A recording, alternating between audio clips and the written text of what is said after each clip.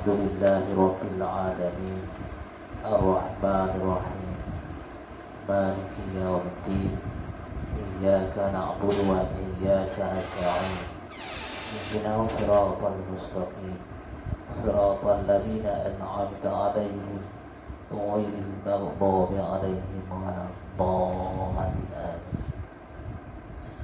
Bismillahirrahmanirrahim. Allahumma ya latifu bi khalqihi ya alimu bi khalqihi ya khabiru bi khalqihi urtufina ya latifu ya alimu ya khabir.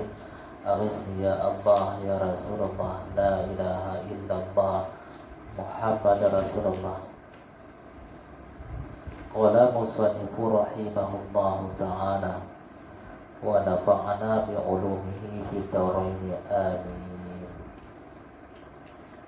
Al-mutaqaddisu fil kamani wasfihi anis syabihi wan naziri.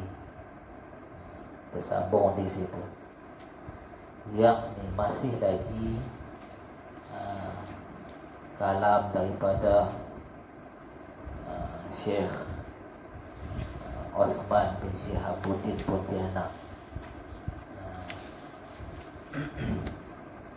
Jadi dia masih lagi mukadimah Syekh Osman. Syekh Osman Syekh Osman Ibnu Syihabuddin Pontianak. Katanya apa? Al-Mutaqaddis, yakni Tuhan yang Maha Suci. Maha Suci pada kesempurnaan sifatnya, daripada umpamanya dan bandingnya. Jadi kalau dah sifat dah tak seperti sesuatu, tiada seumpama pada sifatnya, sudah tentu zatnya pun tidak seumpama sesuatu. Jadi dah macam tu, mutaqaddisu fil kalam fil kamali wasfihi, mengharungi seluruh kesempurnaan Allah dengan sifat jalan. Kan kita sebut dah, bila sebut Allahu Azza wa Jalla dengan Allahu Jalla wa Azza, mana lebih tepat? Lebih tepat mengikut pendapat ulama dalam permasalahan makna Jalla dan Azza, dahulukan Jalla ala tartibin takhalli summa tahaddi. Maksudnya di atas tertib sucikan Tuhan dahulu, kemudian barulah menghiasi ketuhanan dengan segala kesempurnaan. Manakala keadaannya macam tu, fahamlah kita, seandainya kita melalui jalan sifat 20, maka yang dikatakan taqaddus Allah ni tadi mestilah merangkumi sifat al-istighna wa an kulli ma siwah, yakni terkandung dalamnya 11 sifat, yang mana ada dalamnya sifat salbiyah, yakni mensucikan segala kekurangan Allah, dipanggil takhaddi. Dan barulah dibahas tentang muhtakir kullu ma adahu ilaihi, setelah Allah ni maha sempurna daripada segala kekurangan, daripada segala seumpama sesuatu yang kekurangan, daripada kejadiannya yang maha sempurna dengan zatnya sendiri, tidak berkehendak kepada mukhasis, yakni mujid yang menjadikan, dan tidak pula berhajat kepada mahal, tempat pada kewujudan Tuhan punya sempurna, ya? Layaklah kita sebut Allahu Jalla wa Azza. Dan layaklah kita ambil makna al-mutaqaddis ni tadi dengan makna terkandung sifat salbiyah dalam tu. Maka diterjemah Tuhan yang Maha Suci pada kesempurnaan sifatnya, daripada seumpamanya, daripada umpamanya dan bandingannya. Baik, dengan i'tiqad yang macam tu, wa asyhadu an la ilaha illallah wahdahu la syarikalah,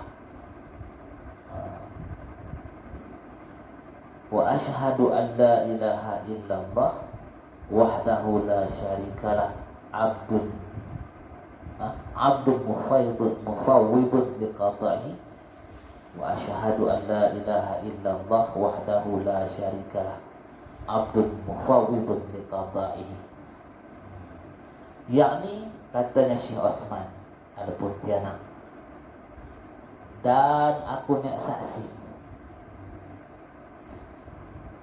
bahawa tiada Tuhan yang disembah sebenarnya melainkan Allah. Ulama membahas makna la ilaha illallah yang dengan makna la ma'buda bihaqqin illallah tu ulama mutaqaddimin. Kalau ulama mutaakhirin, dia terjemahkan la ilaha illallah ay la mustaghniyan an kulli ma siwa, tiada sempurna, tiada maha sempurna, la mustaghniyan kecuali Allah yang maha sempurna, wala muftaqir kullu ma adahu illallah, dan tiada yang berkehendak, hanya yang berkehendak itu kepada Allah. Itu makna ulama mutaakhirin. Tetapi hubungan dengan la ma'budah bihaqqin illallah dengan makna kedua la mustaghniyan an kulli ma siwa wa muftaqir kullu ma adahu ilaih lazim wal malzum. Maksudnya hubungan yang tak dapat tidak. Kalau kata hari tak hujan itu lazim, malzum ya, tak setuju. Kalau kata panas hari itu lah, malzum dia tak setuju. Panas lah maksudnya macam tu. Jadi kalau kata makan pada adat dah, makan tu lazim, malzum ni kenyang. Baik, kalau dah kata la ma'buda bihaqqin illallah, maka sudah tentulah la mustaghniyan sifat dia. Tak, maksudnya tiada yang disembah sebenar kecuali Allah. Kerana apa? Lazim, malzum dia kerana tiada yang maha sempurna selain dia. Pasal itu dia keadaan tidak disembah kecuali dia. Makna kepada tidak disembah selain dia itu dengan kerana dia mustaghniyan an kulli ma siwa wa muftaqir kullu ma adahu ilaih. Sebab tu Tuhan ni boleh jadi hawa nafsu. Boleh jadi hawa nafsu, kita tuhankan hawa nafsu. Sebab hawa nafsu ni tadi, kita nampak dia tu tadi duduk di martabat kita berkehendak kepada dia. Dia ada sifat mustaghniyan dan muftaqir ilaih. Bila kita ada sesuatu terlintas di hati yang kita rasa dia tu tadi sempurna dan kita berkehendak kepada dia, umpamanya harta. Kita berasa harta ni kalau dah ada sempurna kita, maka kita disempurnakan kerana ada harta. Kalau harta ni tak ada, kita disusah, maka kita berkehendak kepada harta. Ketika tu harta milik Tuhan, pada makna muftaqir kullu ma adahu ilaih. Memang kita tak sembah dia, tapi disebabkan muftaqir ada kepada sesuatu, maka kita duduk dia sebenarnya kita mengabdikan diri kepada dia. Nabi ada tak kata macam tu? Nah, hadis ada. Celakalah hamba harta, ta'isa abdi dinarin wa dirham. Nabi sendiri kan mengklaim orang tu sebahagiannya jadi hamba dan Tuhan dia harta. Jadi riwayat Bukhari itu maknanya jelas. Sampai ke satu keadaan kita meletakkan la ma'buda bihaqqin bukan illallah, ila harta barangkali, sampai ke satu tahap ke bahaya tu. Baik,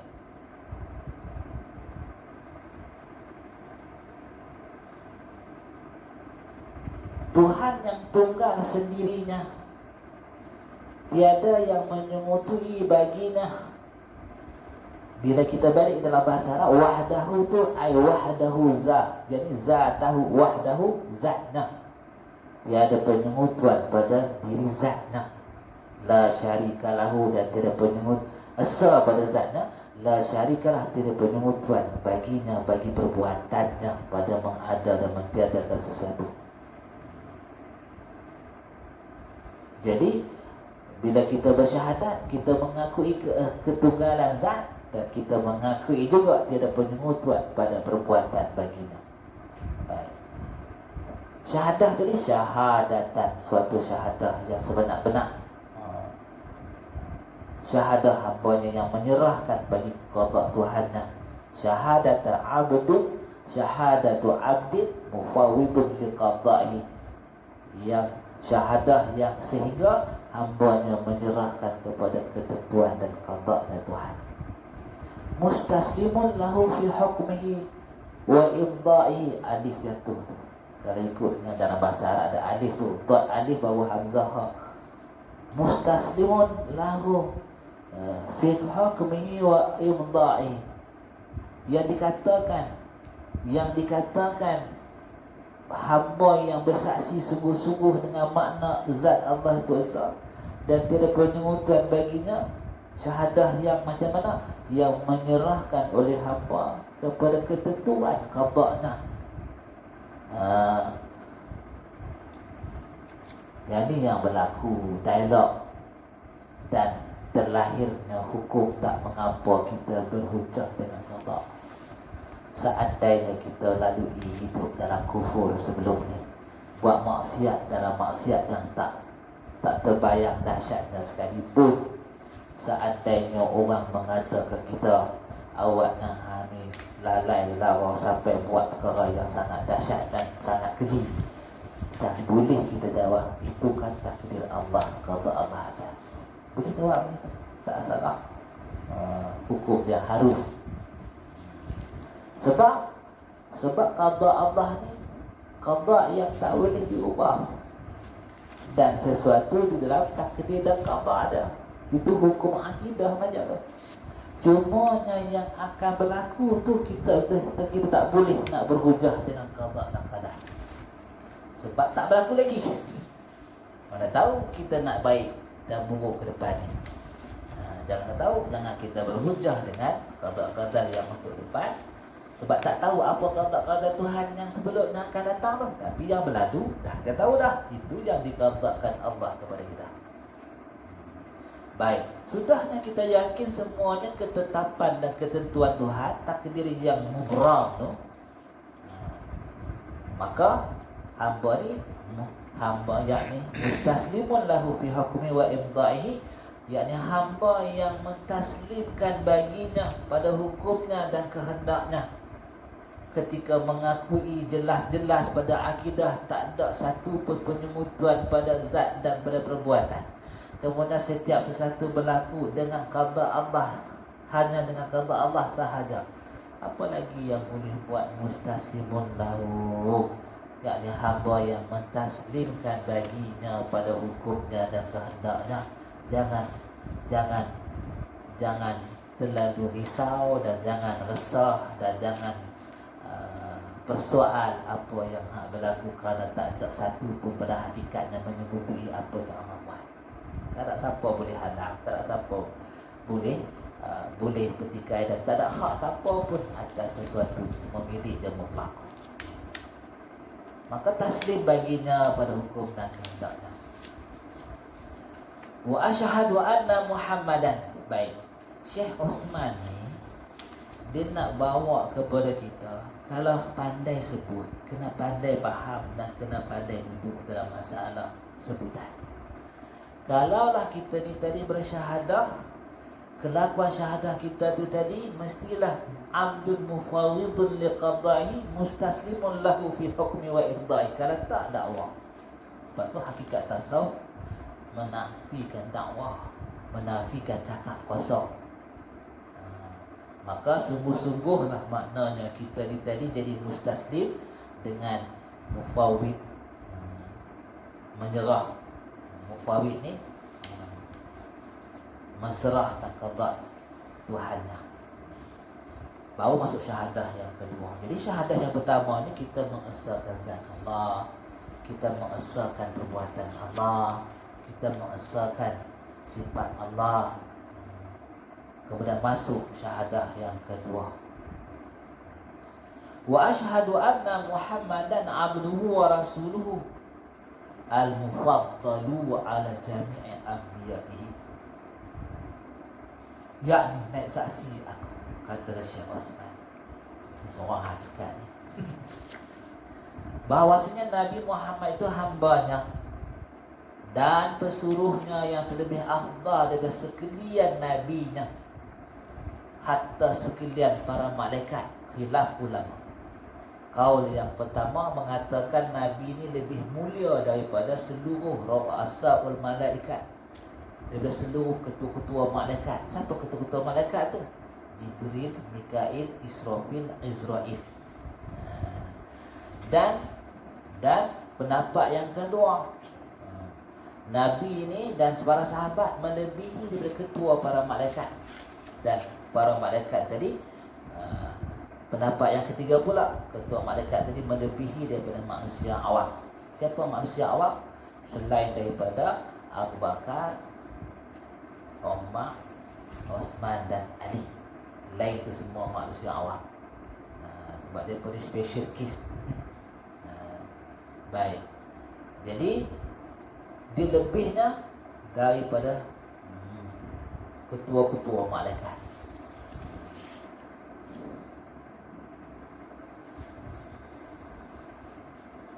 Dan pesuruhnya yang lebih afdal bersekalian Nabi. Itu kita faham dah. Al-makhsusu bijazil fadli wa i'ta'i, yakni Nabi yang ditentukan dengan kelebihannya dan kurniaannya, pemberiannya pada hari kiamat.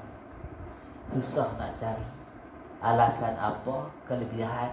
Kalaulah orang Kristian tu ambil Isa lebih kerana boleh hidupkan yang mati, Nabi kita setakat ayat pula tangan macam gitu lah.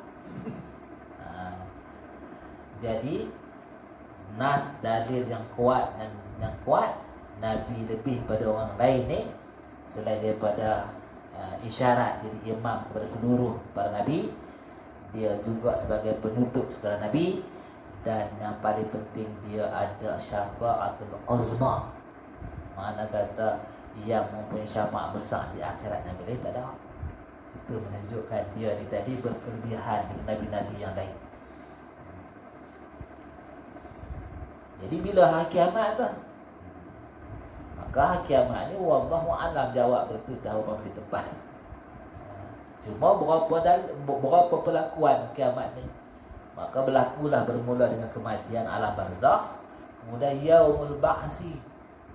Yaumul ba'si setelah berlaku kematian dan kemusnahan besar, kemudian berlaku pula kebangkitan. Yaumul ba'si bukan mahsyar lagi. Kemudian barulah yaumul mahsyir, yaumul hasyar, pada hari perhimpunan. Setelah tiupan sangkakala, maka keluarlah semua duyun-duyun pergi ke padang mahsyar. Jadi proses tiga perkara ni, alam barzakh, yaumul ba'si, kemudian yaumul hasyri. Itu proses. Kemudian adalah kehakiman, ke syurga, ke neraka dan ke neraka. Yang ke neraka. Jadi ulama banyak sentuh, banyak ada yang fokus macam mana selamat di barzakh, ada yang fokus macam mana selamat di yaumul ba'si, ada yang fokus macam mana selamat di yaumul hasyri. Yaumul hasyri ni lah paling takut ni, sebab di sana ada tuntutan hak. Sebab mahkamah masa itu dah ayah tak mampu lari beranak, anak kejar ayah, jadi huru-hara masa itu. Jadi ulama kata istighfar tu tadi kena istighfar dengan kaedah Allah astaghfirullahaladzim li walidayah wali ashabil huquq, dan ke atas orang yang ada hak atas, jangan ada bertuntut nanti. Wal jami'il muslimina wal muslimat wal mu'minina wal mu'minat. Untuk selamat yaumul hasyri itulah.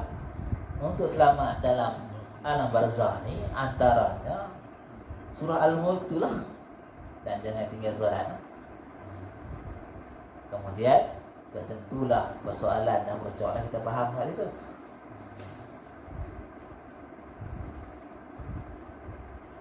Sallallahu alaihi wasallam wa ala sayyidil anbiya'i, yakni mudah-mudahan memberi rahmat Allah Ta'ala atasnya dan sejahtera atasnya dan atas sekalian nabinya, ke atas nabi khusus dan kepada rasul-rasul. Wa ala alihi wa sahbihi al-mutamassikina bi sunnati, dan mudah-mudahan Allah Ta'ala memberi rahmat atas ahlinya dan sekalian sahabatnya yang berpegang mereka itu dengan jalannya dan sunnahnya. Baik,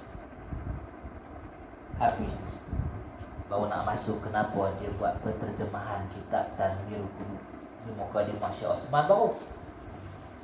Amma ba'du falamma ra'aitul kitaba Tanwir fi isqati takbir Ta'lif Abil Fadli Ahmad bin Muhammad bin Abdul Karim Ibnu Atta'illahi Al-Iskandari Al-Maliki radhiyallahu anhu. Tarajamtu ma tayassara minhu wa taraktu ma la afhamu minhu wa illam akun ahlan lizalik.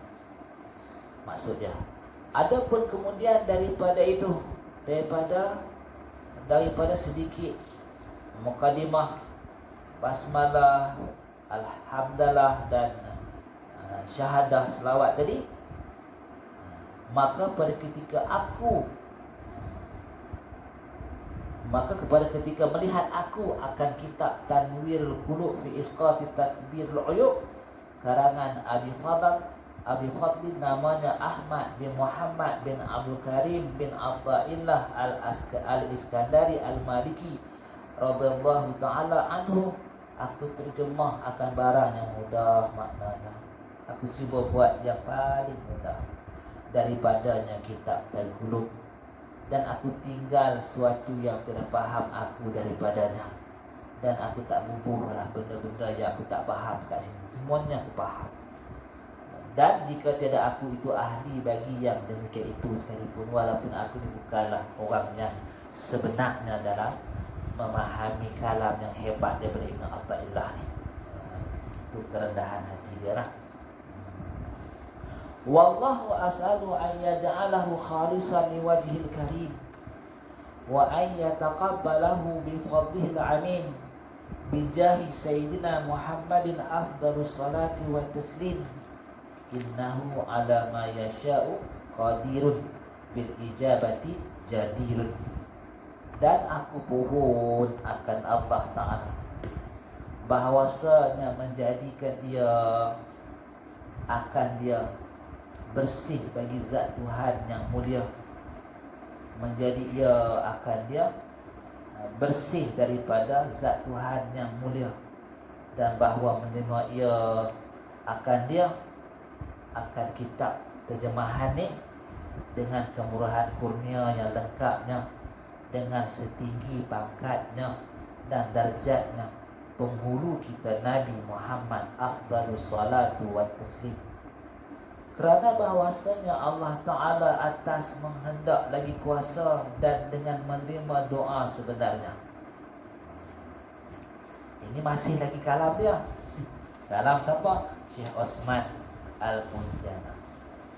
Al-Faslu baru masuk intisari cerita kalam Tanwirul Qulub.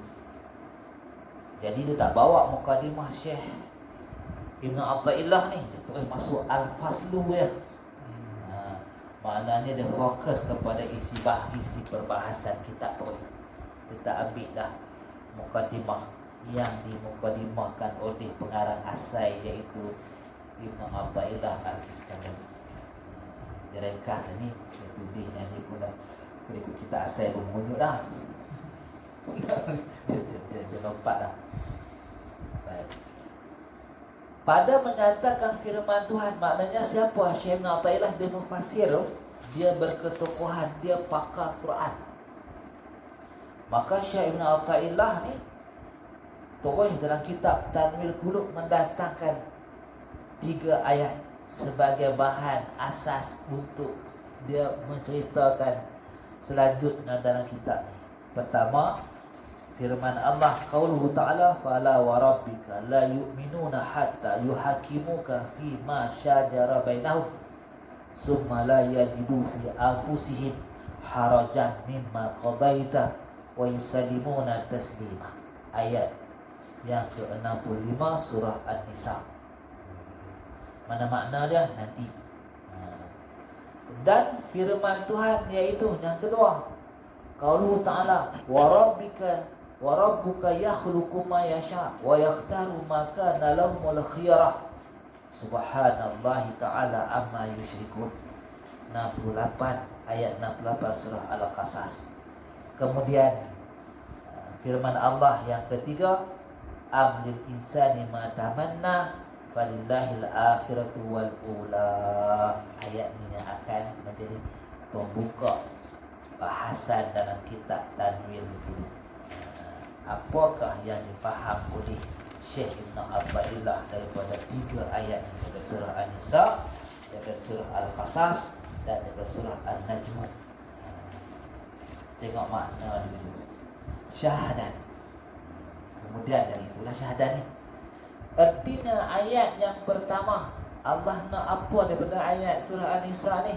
Fala wa rabbika hingga akhir ni, yakni maka tiada demi Allah Tuhan kau ya Muhammad, sesungguhnya tiada percaya mereka itu kepada engkau hingga menghukum mereka itu engkau pada suatu yang bersalahan, berbantahan setengah mereka itu dengan setengahnya. Kemudian tiada mendapat mereka itu pada nafsu mereka itu benci dan tidak suka daripada sesuatu yang engkau hukumkan itu, dan menerima mereka itu akan sebagai terima yang sempurna. Apa cerita ni? Cerita dia macam ni. Allah ni bila orang tak percaya, dia guna inna sesungguhnya. Ibarat biasanya macam tu. Tapi bila Allah membuktikan memang orang tu tak percaya sungguh ataupun menuntut sesuatu yang sesungguh-sungguhnya, maka didatangkan dengan kalimah sumpah. Di sini Allah datangkan dengan kaedah sumpah, bermaksud ramai orang tak percaya sungguh hakikat ni, dan ramai orang tak sampai kepada makam ni. Jadi pertikaian berlaku. Maka bila nak membuktikan seorang tu beriman, Allah kata apa? Bukti dia, mereka ambil engkau sebagai penyelesai, ya, penyelesai di atas kekhilafan yang berlaku di kalangan mereka. Itu bukti pertama yang mereka beriman sungguh. Yang kedua, katanya dalam ayat ni, kalau kita ambil terjemahan dia, yang kedua, setelah engkau putuskan sesuatu yang menjadi pertelekahan di kalangan mereka, tiada ada penolakan pada nafsu mereka. Maknanya dia pun terima seterima-terimanya. Kalau ia terima tapi tak puas hati, tak terima lagi. Yang tu baik. Jadi apakah yang dikehendaki pada ayat itu? Maka adalah ini ayat menunjuk atas beriman yang sempurna, hak lain itu tak sempurna. Yang mana? Tiadalah sempurna iman seorang itu melainkan redha dan suka bagi suatu yang dihukumkan oleh Rasulullah sallallahu alaihi wasallam atas dirinya. Redha, suka apa yang diputuskan oleh Nabi walaupun tak kena dengan nafsu dia. Satu hari Nabi Ibrahim ziarah Nabi Ismail, tiba-tiba dia tengok sesuatu yang tak kena pada isteri Nabi Ismail. Walaupun Nabi Ismail tak ada masalah dengan isteri dia, tapi pada pandangan Nabi Ibrahim ada tak kena, diarahkan anak dia bercerai dengan isteri dia. Bercerai anaknya. Nabi Ibrahim bercerai. Kerana apa? Kerana tak dijemput minum. Jadi kan syarat Nabi Ibrahim ni makan, kita takkan makan kecuali berjemaah. Tiba-tiba dia datang tak dijamu, dia salah pada syarat. Suruh cerai. Walaupun sedikit kesalahan, tapi kerana itu perintah Rasul, bukan saja bapa, maka Nabi Ismail cerai. Suka tak suka, walaupun dia sayang, cerai juga. Jadi tak semestinya benda yang dihukumkan tu menepati nafsu. Kadang-kadang tidak menepati nafsu, terima juga lah. Baru tanda kelakuan kita beriman. Sama ada ia perkataan atau perbuatan anggota, atau mengerjakan sesuatu meninggalkan dia. Sama ada dihukumkan tu pada perkataan ataupun anggota kerja yang kita buat dihukumkan, atau mengerjakan suatu meninggalkan dia, dan kasih dan murka. Sama ada kita kasih atau murka, maka redha pada sekalian dihukum Allah Ta'ala dan Rasulnya. Walaupun kita tak suka, kita kena redha dengan ketetapan Allah, barulah tanda kita beriman. Dan masuk yang demikian itu sekalian yang disuruh syarak, dan meninggalkan yang tegahkannya. Baik. Jadi maknanya apa? Maknanya tiada sempurna iman seorang itu melainkan redha dan suka bagi sesuatu yang dihukum Rasulullah atas dirinya, sama ada ia perkataan, hukum perkataan, atau perbuatan anggota, atau mengerjakan buat sesuatu, atau meninggalkan dia tinggal sesuatu, atau disuruh kasih sesuatu, atau disuruh benci sesuatu. Itu kita tak boleh nak aku ni aku suka dengan ini, adik-beradik aku ni, adik-beradik hangka apakah. Bila dia digelar musuh Allah, disuruh bunuh lah. Walaupun dia musuh, bunuh bapa saudara dia, tapi bila masih Islam, apa tu nama tu? Jangan pembalik lembik tu. Ingatlah Hashi apa dah. Bila masih Islam, terimalah dengan penuh redha.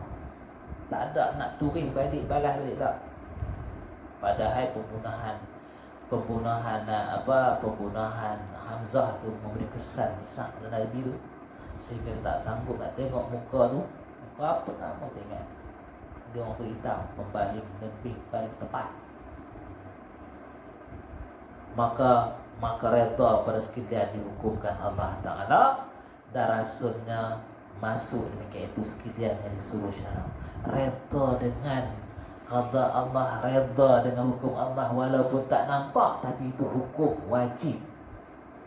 Wajib termasuk daripada hukum syarak, menyuruh redha dengan ketetapan Allah. Sebab tu jangan banyak awak lah, kenapa lah jangan duduk macam tu. Sebab wajib, ingat semayang je wajib. Yang dihukum Allah tu wajib, redha tu hukumnya wajib. Kita apa dah ni lambat nak bagi baca habis kan sekat tu ya. Baik, ada pun hukum tasrif, suatu yang datang qada dan qadar. Tasrifnya apa? Semata-mata perlakuan perbuatan Tuhan ke atas suatu yang datang qada dan qadar daripada Allah Ta'ala. Tak kira lah tasrif ni, kalau kata sihat ditasrif jadi sakit, kalau diubah jadi sakit, kalau kata kaya diubah jadi miskin, kalau kata baik diubah jadi jahat. Tasrif ni umum, iaitu suatu yang datang qada dan qadar daripada Allah Ta'ala. Maka tiadalah sempurna iman bagi seorang melainkan dengan mengerjakan syuruh syarak dan redha qadar Allah Ta'ala atasnya. Maka wajib atasnya apa itu redha bagi hukum Allah Ta'ala dan mengikut suruh Allah Ta'ala dan Rasulnya, kerana tiada diterima iman seorang hamba Allah itu hingga mengikut dan percaya kepada Rasulullah SAW. Imam Syekh Ibn Atha'illah nak menggambarkan dia iman ni ataupun kita ni tadi orang yang sangat yakin dengan Allah, dia tak boleh beza di zahir dan batin, dia serentak.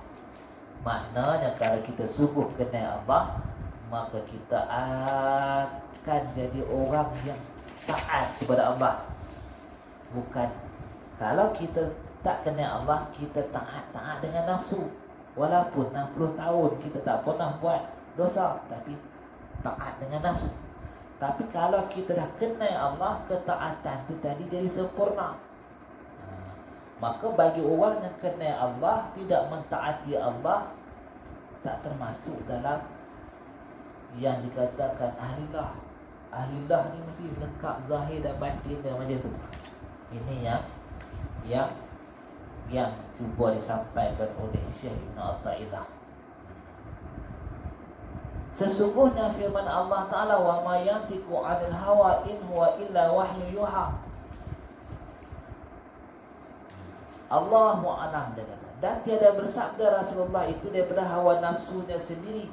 Tiada sabdanya itu melainkan datang wahyu yang disuruh Allah Ta'ala padanya. Kalaulah dia kata qada dan ketentuan Allah, kita kena kita kena beriman dan serah sebulannya, maka yang Nabi cakap tu sebenarnya ketentuan dan pilihan Allah. Kerana dia bukan bercakap melalui diri dia, dia bercakap melalui yang diwahyukan. Maka apa yang Nabi suruh dan tegak, itu yanlah Allah suruh dan tegak.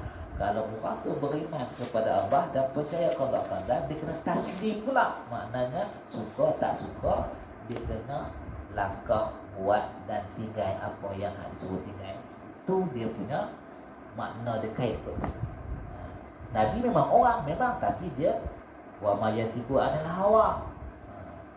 Dan Allah redha dengan qada dia, Allah redha dengan takdir dia. Jadi kita ni tadi duduk dalam takdir yang Allah redha. Habis kan kita buat maksiat juga. Kan qada-qadar juga ya tu. Qada-qadar yang tu tak disebut dalam ni sebab buruk ada. Padahal yang tu pun qada-qadar juga buruk ni. Tak semayang qada-qadar juga. 10 tahun 50 tahun dia tak pernah puasa. Tak tu kan qada-qadar Tuhan. Qada-qadar juga. Sekarang ni dia nak masuk dalam buat baik, masuk dalam qada Allah, bukan dengan nafsu. Dia kena faham macam tu. Aku ni kalau dia kata masuk ni, kalau tak sembahyang ni mampu kena siksa akhirat, aku nak syurga juga, tu nafsu.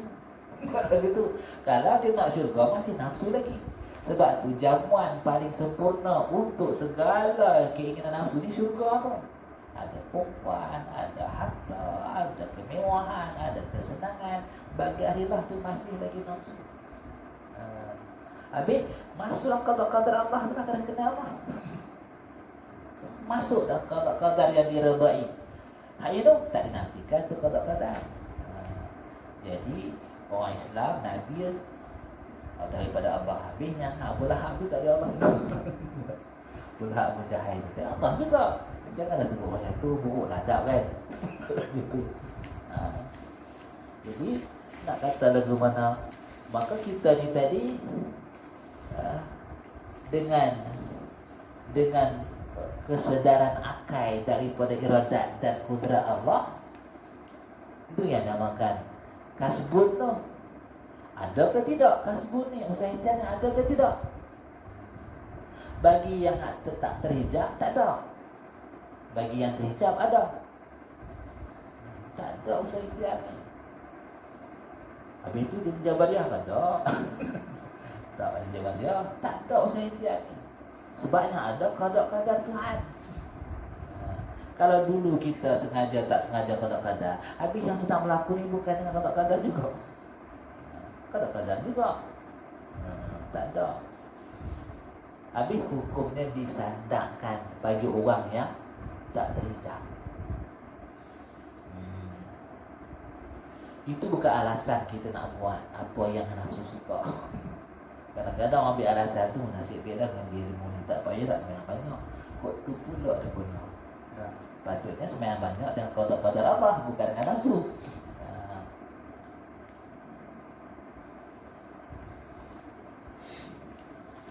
Jadi dah kita buat kita situ lah. Makan banyak ni mata pun nak tidur ni.